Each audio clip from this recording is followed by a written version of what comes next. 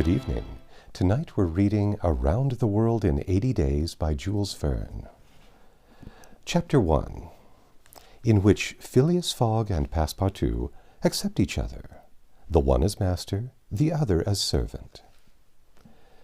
Mr. Phileas Fogg lived, in 1872, at No. 7, Savile Row, Burlington Gardens, the house in which Sheridan died in 1814.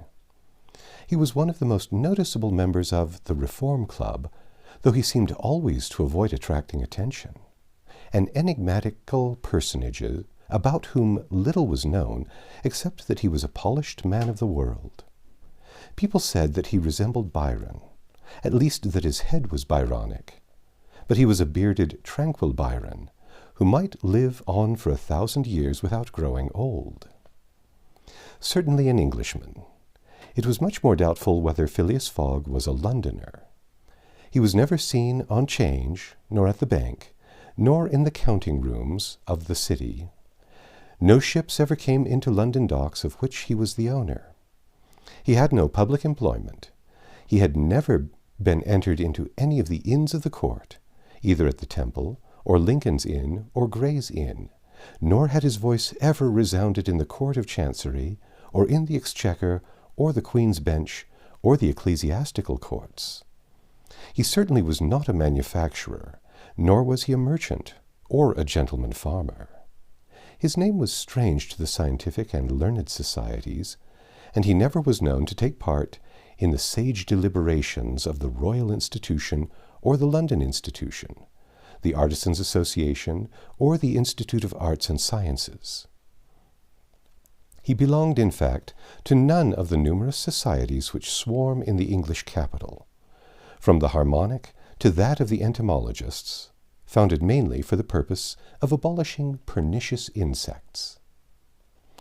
Phileas Fogg was a member of the Reform, and that was all.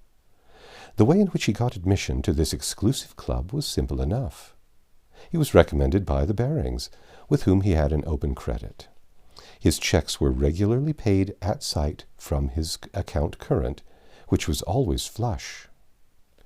Was Phileas Fogg rich? Undoubtedly, but those who knew him best could not imagine how he had made his fortune, and Mr. Fogg was the last person to whom to apply for the information. He was not lavish, nor, on the contrary, avaricious, for whenever he knew that money was needed for a noble, useful, or benevolent purpose, he supplied it quietly and sometimes anonymously. He was, in short, the least communicative of men. He talked very little, and seemed all the more mysterious for his taciturn manner. His daily habits were quite open to observation, but whatever he did was so exactly the same thing that he had always done before, that the wits of the curious were fairly puzzled. Had he traveled? It was likely, for no one seemed to know the world more familiarly. There was no spot so secluded that he did not appear to have an intimate acquaintance with it. He often corrected, with a few clear words, the 1,000 conjectures advanced by members of the club as to lost and unheard-of travelers, pointing out the true probabilities, and seeming as if gifted with a sort of second sight. So often did events justify his predictions.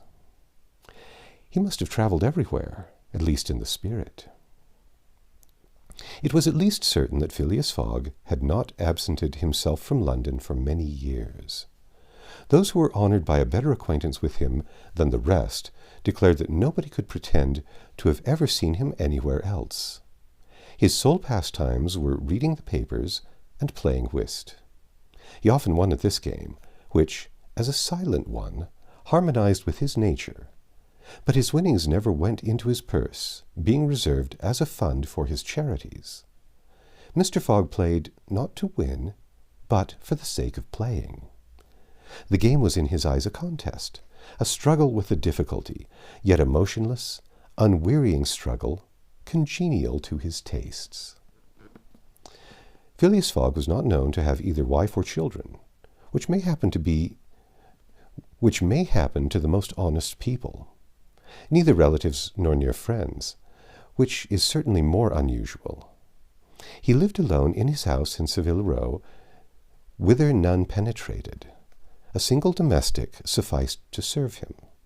He breakfasted and dined at the club, at hours mathematically fixed, in the same room, at the same table, never taking his meals with other members, much less bringing a guest with him, and went home at exactly midnight, only to retire at once to bed.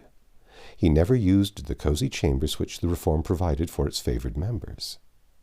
He passed 10 hours out of the 24 in Savile Row, either in sleeping or making his toilet. When he chose to take a walk, it was with a regular step in the entrance hall with its mosaic flooring, or in the circular gallery with its dome supported by 20 red porphyry Ionic columns, and illuminated by blue painted windows. When he breakfasted or dined, all the resources of the club, its kitchens and pantries, its buttery and dairy, aided to crowd his table with their most succulent stores. He was served by the gravest waiters in dress coats and shoes with swanskin soles, who proffered the vivans in special porcelain and on the finest linen. Club decanters, of a lost mould, contained his sherry, his port, and his cinnamon-spiced claret, while his beverages were refreshingly cooled with ice, brought at great cost from the American lakes. If to live in this style is to be eccentric, it must be confessed that there is something good in eccentricity. The mansion in Savile Row was, though not sumptuous, was exceedingly comfortable. The habits of its occupant were such as to demand but little from the sole domestic. But Phileas Fogg required him to be almost superhumanly prompt and regular. On this very 2nd of October, he had dismissed James Forster, because that luckless youth had brought him his shaving water at 84 degrees Fahrenheit instead of 86. He was awaiting his successor, who was due at the house between 11 and half-past. Phileas Fogg was seated squarely in his armchair, his feet close together, like those of a grenadier on parade, his hands resting on his knees, his body straight, his head erect. He was steadily watching a complicated clock which indicated the hours, the minutes, the seconds, the days, the months, and the years. At exactly 11:30, Mr. Fogg would, according to his daily habit, quit Savile Row and repair to the Reform. A rap at this moment sounded on the door of the very cosy apartment where Phileas Fogg was seated, and James Forster, the dismissed servant, appeared. "The new servant," said he. A young man of 30 advanced and bowed. "You are a Frenchman, I believe?" asked Phileas Fogg. "And your name is John?" "Jean, if monsieur pleases," replied the newcomer. "Jean Passepartout, a surname which has clung to me because I have a natural aptness for going out of one business into another. I believe I'm honest, monsieur, but to be outspoken, I've had several trades.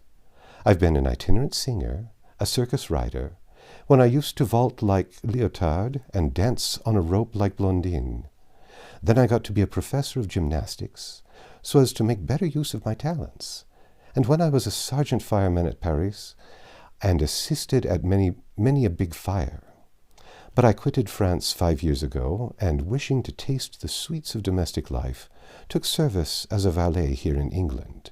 Finding myself out of place, and hearing that Monsieur Phileas Fogg was the most exact and settled gentleman in the United Kingdom, I have come to Monsieur in the hope of living with him a tranquil life, and forgetting even the name of Passepartout." "Passepartout suits me," replied Mr. Fogg. "You are well recommended to me. I hear a good report of you. You know my conditions?" "Yes, monsieur." "Good. What time is it?" 22 minutes after 11, returned Passepartout, drawing an enormous silver watch from the depths of his pocket. "You are too slow," said Mr. Fogg. "Pardon me, monsieur, it is impossible. You are 4 minutes too slow. No matter, it's enough to mention the error. Now, from this moment, 29 minutes after 11 a.m., this Wednesday, 2nd October, you are in my service." Phileas Fogg got up, took his hat in his left hand, put it on his head with an automatic motion, and went off without a word. Passepartout heard the street door shut once. It was his new master going out. He heard it shut again. It was his predecessor, James Forster, departing in his turn. Passepartout remained alone in the house in Saville Row. That's the end of Chapter 1. Come back tomorrow, and we'll read Chapter 2.